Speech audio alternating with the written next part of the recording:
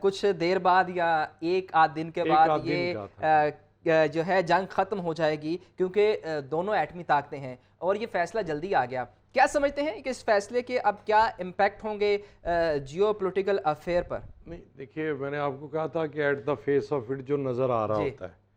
مسئلہ یہ ہوا کہ آج یا جو ڈیولپمنٹ تھی جس کی بنیاد پہ میں نے یہ کہا، آج جو ان کو بلو لگا ہے نا، وہ بلو ان کی سوچ سے بہت زیادہ تھا.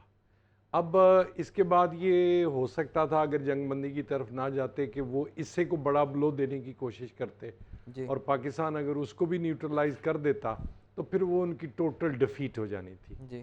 اب یہاں پر یہ ہے کہ وہ کچھ نہ کچھ چیزیں دکھا کے، ظاہر ہے جس طرح میں نے پہلے کہا تھا کہ ان کو ایک ایڈوانٹیج ہے کہ ان کے میڈیا کو 1.5 ارب لوگ دیکھتے ہیں. پھر ایک اور بڑی اہم بات ہے جو سننے والوں کے لیے بھی میں کہنا چاہوں گا کہ جو ویسٹرن میڈیا ہوتا ہے نا، وہ بھی نہ صرف پاکستان نہ صحیح چائنا کے بغض میں نا وہ تھوڑا سا پرو انڈیا بولتے دکھاتے اور چیزوں کو بیان کرتے ہیں. تو ظاہر ہے اب اس میں کوئی قصے کہانیاں جس طرح میں نے پہلے کہا تھا کوئی مووی بنا کے تو وہ کوئی اپنی بچت کا راستہ نکال کے تو لیکن اگر آپ دیکھیں کہ سیز فائر ہوا اس وقت ہے جب پاکستان نے ہٹ بیک کیا ہے، اور ہٹ بیک ایسے طریقے سے کیا ہے کہ وہ پورے کا پورا بیک فوٹ کے اوپر جو ہے وہ گیا ہے.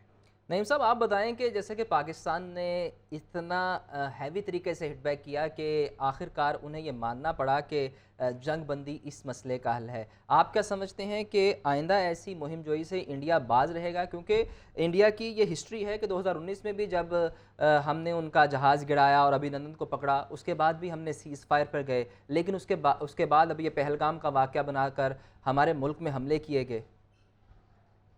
دیکھیے، بات اسامہ یہ ہے کہ انڈیا کی یہ پرانی عادت ہے کہ اس نے کوئی نہ کوئی ڈرامہ گڑھا ہوتا ہے، جس طرح کوئی فالس فلیگ آپریشن.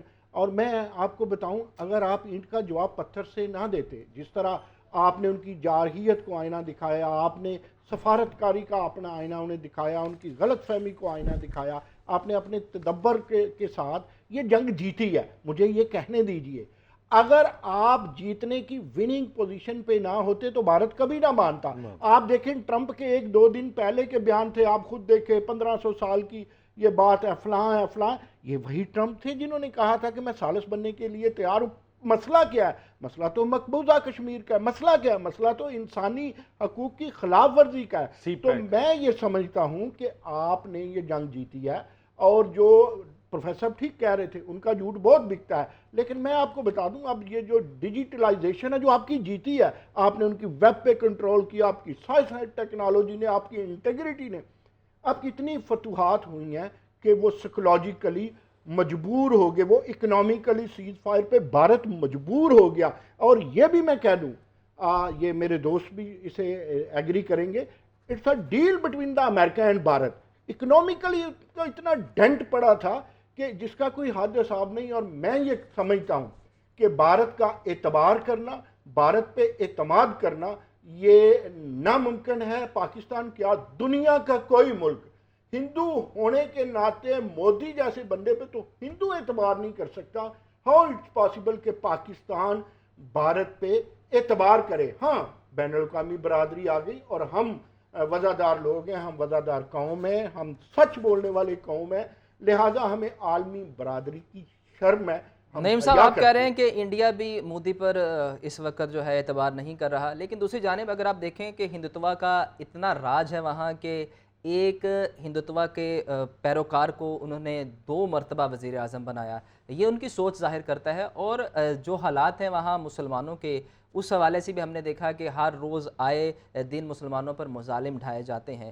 تو آپ کو ایسا نہیں لگتا کہ یہ جو کام ہے یہ دوبارہ کیا جائے گا؟ کیونکہ مودی اپنے الیکشن کے حوالے سے جب بھی کوئی الیکشن ہوتا ہے یا کوئی ایسی صورتحال پیدا ہوتی ہے تو وہ کوئی نہ کوئی محاذ کھول لیتا ہے. اسامہ، یہ نوٹ کر لیجئے گا، آج کا دن، آج کے لمحے، the story of Modi has been finished. پوچھئے کیوں؟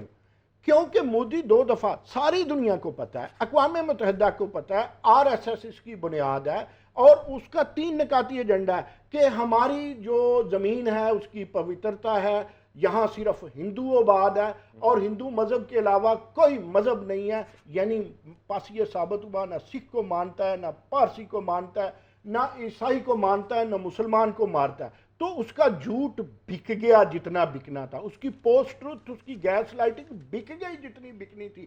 ڈینٹ کس کو پڑا؟ ذرا آپ پولیٹیکلی مجھ سے پوچھیں تو پولیٹیکلی اس وقت مودی کو ڈینٹ پڑا ہے، پاکستان میں پولیٹیکلی کسی پارٹی کو ڈینٹ نہیں پڑا۔ ہاں البتہ الحمدللہ ہماری جدتیں اور ہماری صداقتیں جو ہیں وہ جیتی ہیں اور سرخرو ہوئی ہیں۔ میں یہ دیکھتا ہوں کہ آپ تھوڑے دن بھلے ہی جتنا بھی جھوٹ نعیم بولتا ہے، صاحب پروفیسر حسین صاحب کی طرف جاتے ہیں۔ ایک جملہ میرا جی سن جی لیجئے، جی جتنا بھی جھوٹ بولتا ہے بھارتی میڈیا، لیکن ایک شمع ضرور اس اندھیروں میں جلے گی جو یہ کہے گی کہ مودی اپنی بقا کے لیے مودی نے جنگ چھیڑی تھی۔ پروفیسر حسین صاحب سے بھی اس بارے سے پوچھیں گے۔ ڈاکٹر منور صاحب آپ بتائیے کہ ہم نے دیکھا کہ صورتحال یہ تھی کہ امریکہ کی جانب سے یہ کہا گیا کہ دونوں سوورن سٹیٹس ہیں یہ اپنے معاملات خود طے کریں، اور اس کے بعد جب پاکستان نے اسٹرائک بیک کیا تو فوری انڈیا کو بچانے کے لیے پہنچ گیا۔ کیا سمجھتے ہیں کہ یہ صورتحال آگے بڑھے گی یا امریکہ پاکستان کا ساتھ بھی دے گا؟ دیکھیے سیاست کو نا عام لفظوں میں جب پڑھایا جائے یا سیاسیات کو تو اس کو ایک تعریف اس کی جاتی ہے، یہ جھوٹ بولنے کی سائنس ہوتی ہے۔ تو آپ کا یہ کہنا کہ جی انہوں نے یہ کہا تھا یہ ہوا، یہ نہیں ہوتا۔ There are wheels within wheels. اس میں ایک اکیڈیمک پہلو یہ ہے کہ ان کی ایک کوشش ضرور تھی کہ سی پیک گزرتا ہے آزاد کشمیر کے ساتھ سے، کہ شاید وہ کوئی ایسی ایفرٹ کر پائیں کہ اس کو کوئی ڈسٹرب کر کے تو پاکستان کو خدا نہ خواستہ بیک فٹ پر کر پائیں۔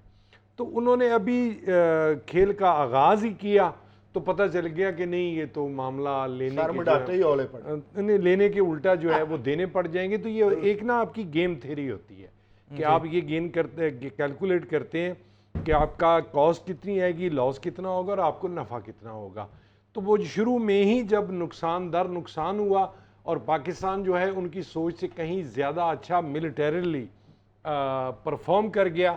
اور اس میں ایک بات اور ذہن میں رکھیں کہ یہ جو جنگ تھی نا یہ امریکہ اور چائنا کے درمیان بھی تھی، جس کو عام لفظوں میں آپ بے شک پراکسی وار کہیں، لیکن یہ ڈائریکٹ ایک طرح سے پاکستان کی بیک پہ چائنا کھڑا تھا، اس سائڈ پہ امریکہ کھڑا تھا، لیکن امریکہ اس طرح سے نہیں کھڑا تھا جس طرح سے چائنا۔ دیکھیے چائنا امیجیٹ نیبر ہے، جو وار تھیٹر ہوتا ہے نا اس میں سب سے زیادہ اہم چیز طیاروں کے علاوہ یا آپ کی فورس کے علاوہ جو ہوتی ہے وہ ہوتی ہے آپ کی موومنٹ، سیٹلائٹس، کہ آپ کو کون کتنی انفارمیشن۔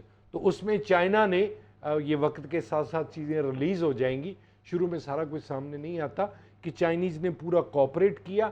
ویپن تو ظاہر ہے انہوں نے اب اگر رافیل لیا ہوا تھا تو ہم نے بھی ظاہر ہے JF-17 تھنڈر ہمارے پاس تھا۔ ہاں یہ ضرور ہوا ہے کہ لڑائی دونوں میں کہ ایک تو اسرائیل اور فرانس کی جو کمپنی ہے اس کا نقصان ہوا ہے اور چائنا کی ٹیکنالوجی کا بول پھر بالا ہو گیا۔